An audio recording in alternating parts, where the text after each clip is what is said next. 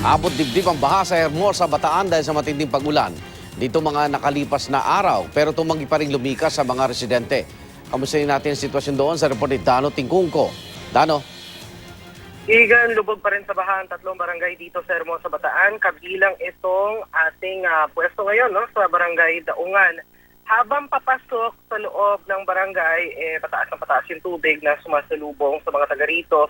Yung ilang mga bahay, lalo na doon sa looban, pinasok na rin ng tubig. Sa katabing barangay naman ng Almacen na nasa looban palalo, ay mas malala yung sitwasyon dahil sinasabing hanggang dibdib daw ang taas sa ilang bahagi.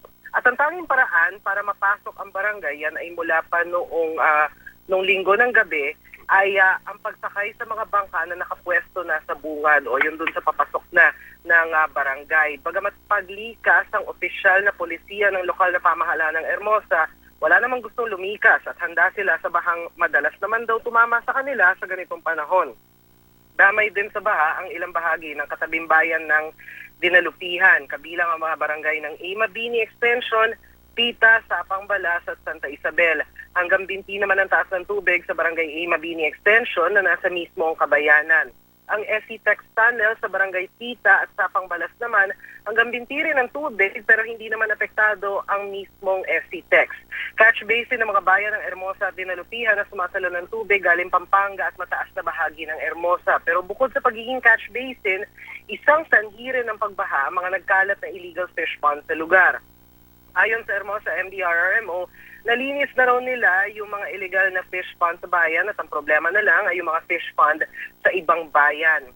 Sanhi rin daw ng pagbaha ang siltation galing sa runoff water na may lahar mula Mount Pinatubo na nagpapababaw sa Almacen River at kumakalta sa kaya nitong hawakan na runoff water. Kaya kahit tuloy-tuloy ang ginagawang dredging ay problema ang gamit na dredger at humihingi sila ng karagdagang pondo mula sa national government para magawa ito ng mas mabilis. At Igan, sa mga oras na ito ay walang ulan dito sa ating pwesto sa Barangay Daungan sa bayan ng Hermosa sa Bataan at medyo sumisilip-silip yung araw, medyo sumisilip din yung kalangitan pero nananatiling lubog sa baha itong isang bahagi nga nitong Barangay Daungan. At kung titingnan natin, kung ikukumpara natin simula kahapon nung magpunta tayo dito, ay halos hindi nagbabago yung sitwasyon dito sa lugar. Igan? Maraming salamat, Dano Tingkungko.